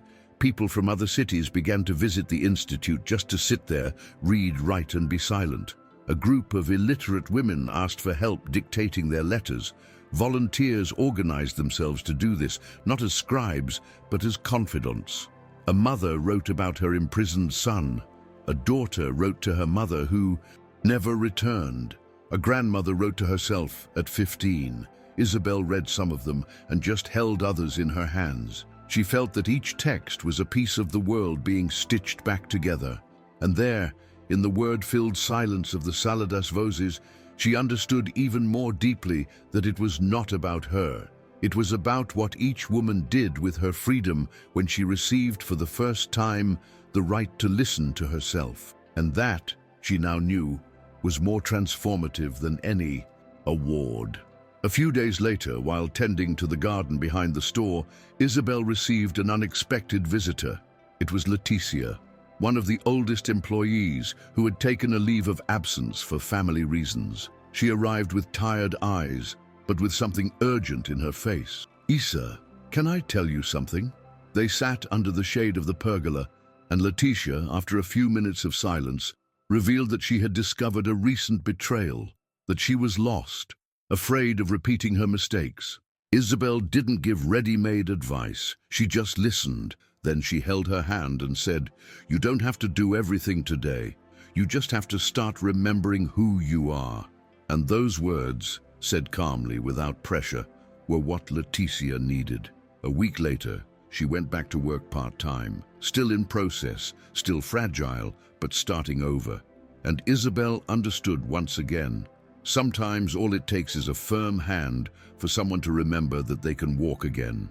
Meanwhile, at Casa Sementes, the first school term was coming to a close with a party. The girls had prepared a presentation with theater, music, and a drawing exhibition.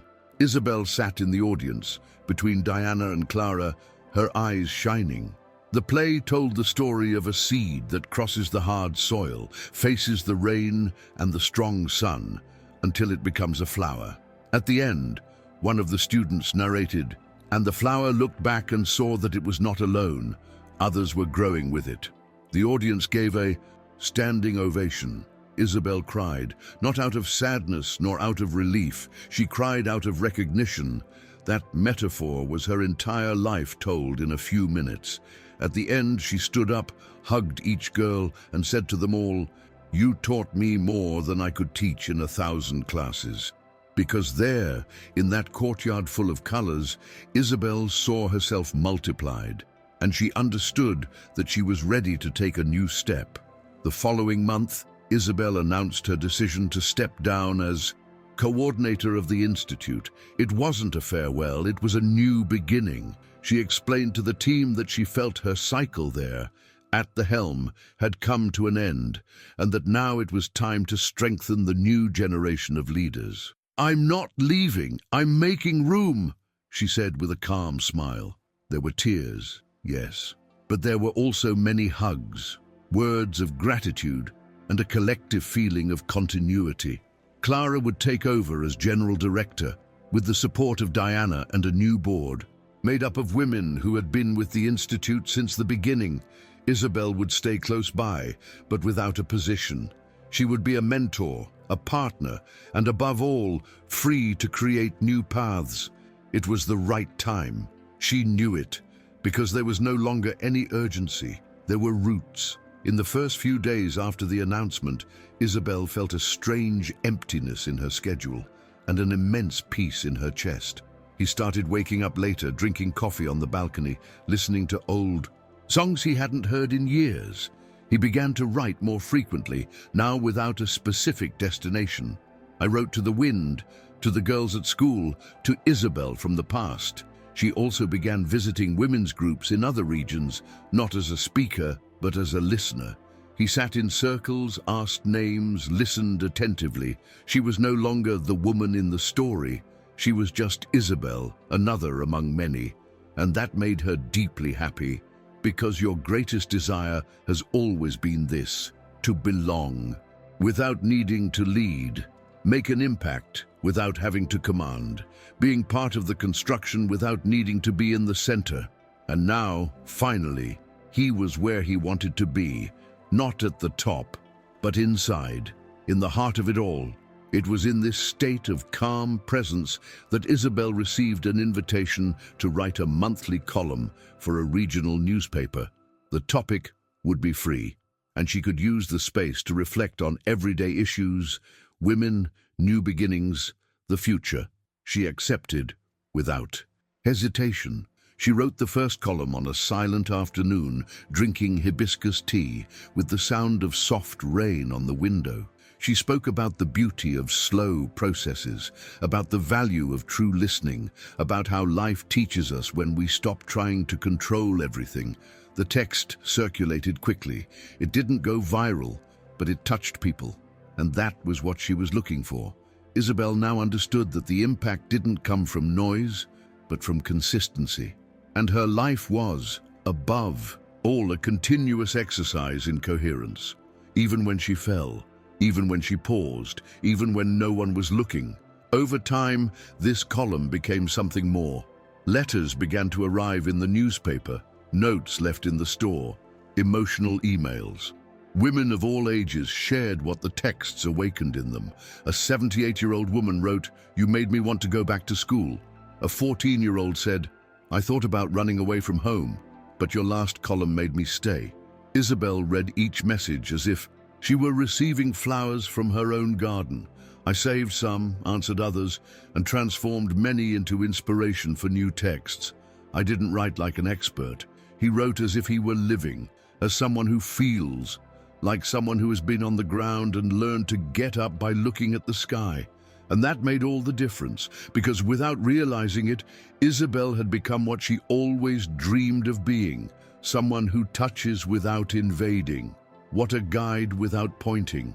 That cures without promising. And that flourishes, always, with its feet planted in the truth. One afternoon, Isabel went to visit the tree planted in the Institute's backyard in honor of Fernando. It was tall, strong, with wide branches and white flowers opening in all directions. She sat down nearby, leaning against the trunk, and remained silent. He remembered his first conversations with his grandfather, the firm advice, the silences full of meaning. She thought about how much he helped her stay on her feet, even when everything was falling apart. She took a small notepad from her bag and wrote, "The deepest root of my strength has your name." Then he tucked the paper between the pages of the book he was reading. Sometimes, honoring those who shaped us is just that, remembering in silence, blossoming in sight. That same week, as she passed by the window of the main Flor de los Andes store, Isabel saw something that made her smile.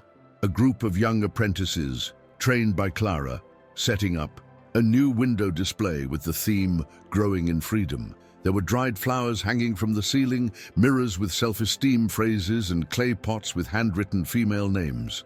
None of those ideas had been hers, but they all carried the essence of what she built. Isabel came in, greeted the girls, praised their work, and stayed for a while as a customer. She left with a lavender soap and a sense of accomplishment. Not because everything was perfect, it never was, but because there was continuity, truth, and new people taking on spaces with love. And that, for her, was the greatest sign of success. Seeing other hands creating from what she sowed, with their own freedom and identity. No need to copy, just keep going. In the following days, Isabel organized a small event to celebrate the 10th anniversary of Flor de los Andes. She didn't want a stage or formal tributes.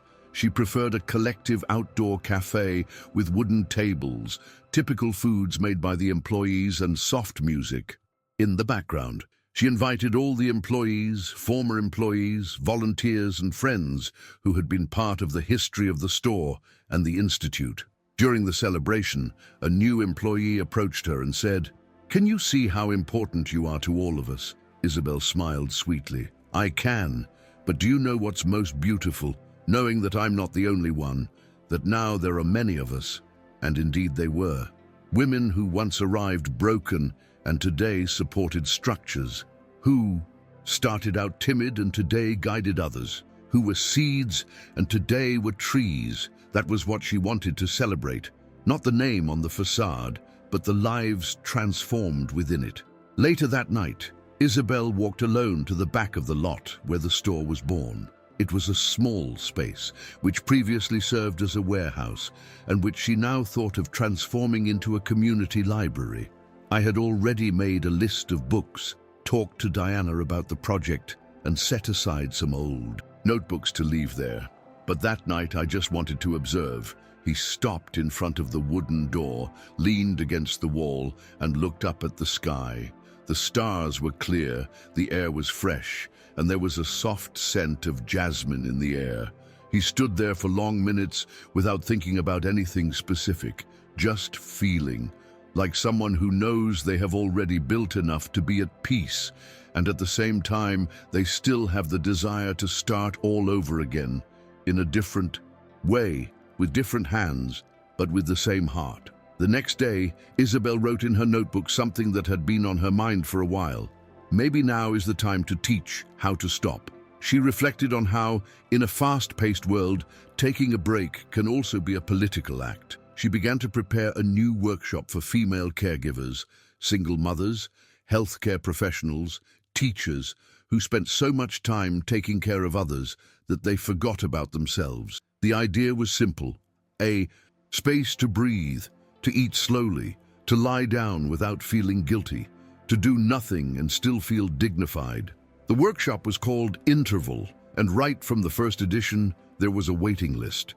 Isabel realized how necessary this was. No more undertaking, no more resisting, but just existing, with lightness, with rest, with affection. And there, hearing other women say, I had never stopped like this before, she understood that there was still a lot to build, including the right to stop. During that same period, he received an unexpected letter. It was Raul's. It had been years since they had had contact. He said he had rebuilt his life in another country, that he was fine, and that sometimes he dreamed of the day of the party, the day she exposed him in front of everyone. At the time, I hated you. Today, I thank you. That's when I stopped lying to myself. Isabel reread the letter in silence. He didn't feel anything that hurt, just an internal stillness, like someone looking at an old wound that has already healed. He put the letter in a box with the others and wrote on top, closed.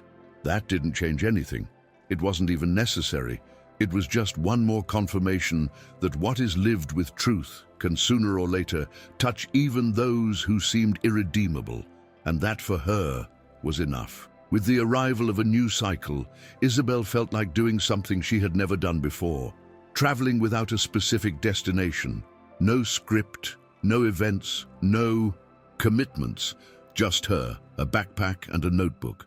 She set off alone toward northern Peru, stopping at coastal villages, simple inns, street markets. I talked to fishermen, to women selling fruit, to children playing in the sand.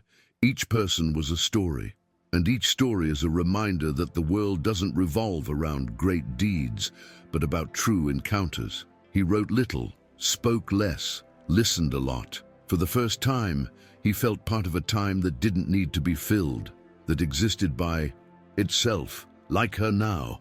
During one of these stops, she was invited by a local teacher to visit a school in the region. When she got there, she found a small room with old desks and huge smiles. The children had read excerpts from her book and prepared drawings inspired by her story. One of them, made by a 7-year-old girl, showed a tree with arms and eyes. "That's you, because you listen and embrace," said the girl. Isabel smiled, moved. She left a note for the class before leaving. "Never let anyone tell you that you are too little to dream big." As she left, she looked up at the sky and thought about all the girls she had met in her life. She thought about herself, and she felt that, even far from home, she was exactly where she needed to be. because those who build with their hearts carry a house in their chest and a path in their feet. Upon returning from her trip, Isabel experienced a moment of inner silence. It wasn't sadness or loneliness. It was just a pause in movement.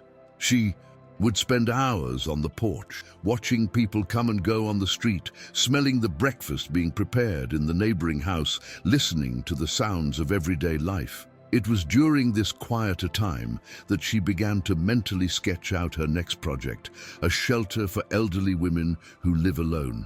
We talk a lot about girls, young women, but what about those who grow old without a social security system? She asked Diana.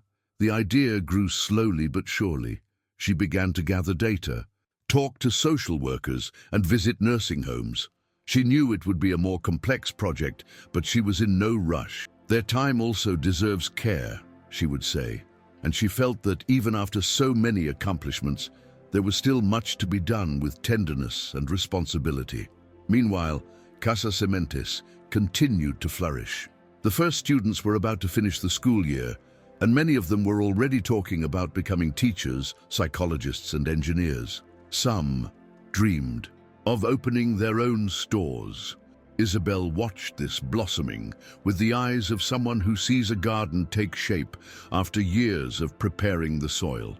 At the closing ceremony, she dressed simply and sat among the families. When she was called to the stage to receive a symbolic tribute from the students, she refused to give speeches.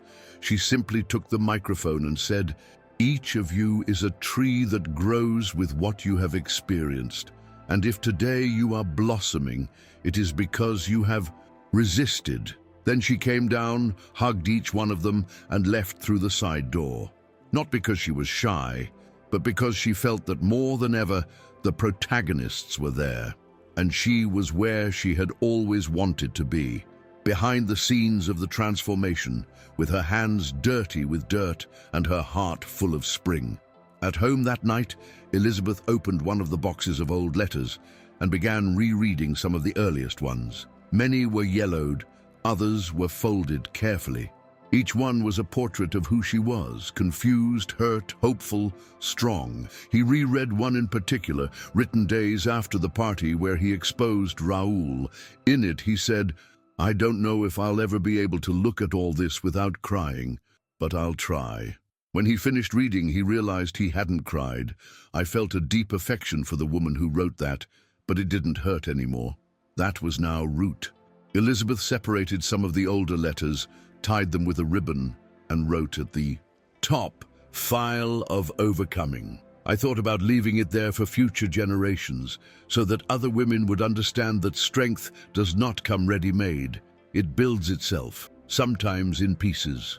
The next day, she received a visit from Estefania, the young woman who had given her the embroidered notebook years before. Now, an adult with a degree in education, she came to tell her that she had opened a small community school with other former students of the institute. She brought photos, plans, and an invitation for Isabel to visit the space. "Without you, none of this would have happened," she said, moved. Isabel replied with a calm smile, "It happened because you believed. I only lit the first candle." And that was how she saw everything now, like a long row of candles being passed from hand to hand without extinguishing the previous flame. Later, sitting on the couch, she remembered something her grandfather had said.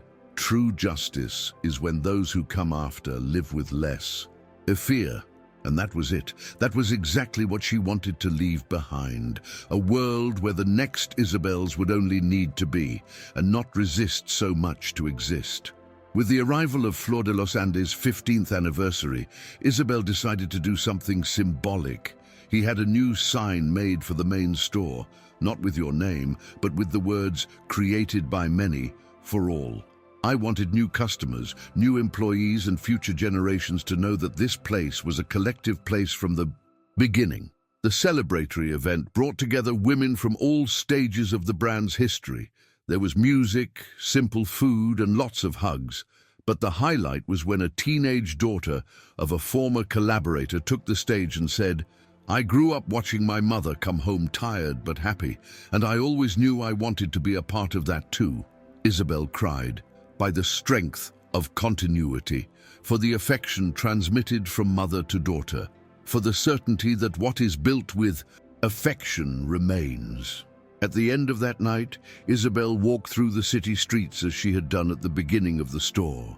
The closed shops, the light breeze, the old streetlights illuminating the ground. He passed in front of the school where he studied, the house where he lived with Raúl, the bench in the square where he had his first serious conversation with Fernando.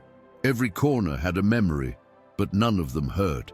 It was like seeing living photos, landscapes from a film she was proud to have lived. When she got home, she made lemongrass tea, opened her notebook and wrote, "If someone ever asks me what I did with my life, I will say, I took care of myself. I took care of the pain, the healing of myself and of others."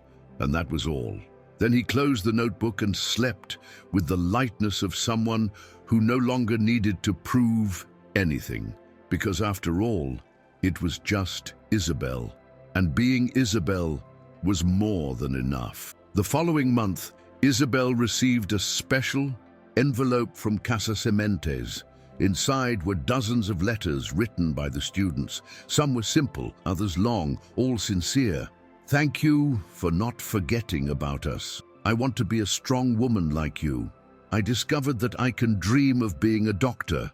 Isabel read them one by one with a heavy heart of joy. They were small voices, still in formation, but already full of power. They were seeds thrown into the wind, finding fertile soil. She separated the letters with care and stored them in a new box labeled "The Future." She knew that those words would be a beacon in the most difficult days. She also knew that even when she was no longer there, Casa Sementes would continue strong, because it had stopped being a project and became a legacy, a place where affection is the first lesson. On a sunny weekend, Isabel and Diana decided to visit the school unannounced. They arrived early, were welcomed with hugs and coffee with homemade bread. They sat on the library floor with the girls, listened to stories, laughed together. In a calmer moment, Diana looked at Isabel and asked, "Do you still think about leaving for good one day?" Isabel was silent for a few seconds and replied, "I don't think I need to go, because now I exist in so many places that it no longer fits just in me." Diana nodded excitedly. It was true. Isabel was now the name of a room, a book, a flower, but more than that, she was a seed in the lives of those who perhaps didn't even know who she was. And that kind of permanence doesn't fade away, because those who touch other lives with courage and tenderness do not become statues. It becomes a root. On the way home, Isabel passed by a newsstand and saw a special edition of a national magazine with the title, "Women Who Changed Peru." She was there on the cover, alongside other leaders, scientists, activists, and artists. He picked up a copy and leafed through it slowly, reading the article as if he were reading about someone far away. When he got to his own section, he found a highlighted sentence. "Isabel Valdivia is proof that revolutions can begin with silence, courage, and a single decision, not to accept less than what you deserve." He smiled with his eyes, not for fame, but for recognition along the way. And because I knew that sentence wasn't about her, it was about all of them, all those who one day said enough, and they began to plant something new in place of the pain. When he got home, he put the magazine on a shelf next to his old notebooks and did something he hadn't done in a long time. He danced, alone in the living room, listening to an old song that her mother used to listen to. She spun slowly, then faster, laughing to herself. He felt light, as if, after so many years, he had returned to inhabit his own body in its entirety. It was no longer just head, nor just heart. It was body, soul, history. She was a woman in all her forms. When he finished, he sat on the floor, panting, rested his head on the sofa, and thanked her, in a low voice as if praying, "Thank you for not giving up on me." And at that moment she was not the businesswoman, nor the mentor, nor the reference. It was just Isabel, the one who resisted, the one that blossomed, the one who now was just dancing. Did you stay here? Show it was worth it. Like, comment, or share. The next morning, Isabel received an invitation from the school to write a letter to be placed in the Casa Cemente's time capsule. It was a symbolic activity, which would be opened 20 years later by a new class. She sat at her desk, with the morning sun streaming in through the window, and wrote slowly. If you are reading this, it is because time has passed. And if time has passed, it is a sign that we have moved on. I hope that your life is full of choices made with love, and that you know that everything that is true endures, even when it seems small, even when it is just a seed. Take care of yourself, take care of others, and never forget, the world changes when a woman believes she can. She folded the letter calmly, placed it inside the envelope and sealed it with a dried lavender flower. It was the last letter she would write for a long time. Later, as she walked through the city streets, she was stopped by a young woman with a baby in her arms. "Are you Isabel Valdivia?" She smiled and nodded. "I wanted to thank you. My name is Aurora. My mother attended the institute years ago, and she said that was where she learned to say no." Isabel held the young woman's gaze for a moment. "And now it's you who will teach us how to say yes," she said, lightly touching the young woman's arm. As she continued walking, she felt the weight of history and the lightness of her mission, because she had finally understood that the true impact of a life is not measured by the number of achievements, but by the roots it leaves in others. And Isabel left roots wherever she went, not because she wanted to be eternal, but because she chose, every day, to blossom where before there was only pain. That night, when closing the store, Isabel went up to the terrace of her house. She carried with her a hot tea and her favorite notebook. He sat on a wooden chair, looked at the star-studded sky, and took a deep breath. "I didn't feel rushed, nor did I have any urgent plans, nor did I feel that old urge to do more. For the first time, everything seemed in the right place."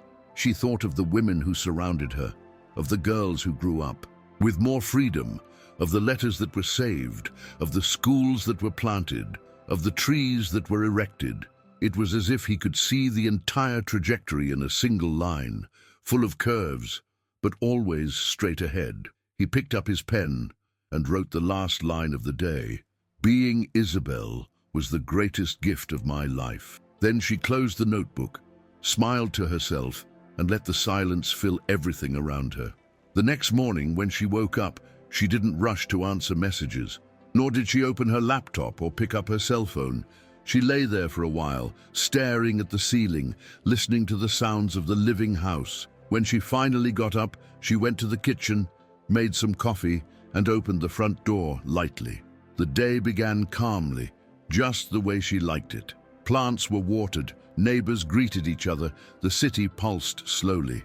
She sat on the porch with her cup in her hands and felt, without a doubt, that she had arrived where she always wanted to be. Not a physical place, but a state of peace, of fulfillment, of truth. Because what Isabel built was not just a legacy, it was a path, a way of existing in the world. And whoever passes by there, even without knowing it, will carry a little bit of her in their steps, in their gestures, and in their heart. If this story inspired you, share it with someone who needs it too.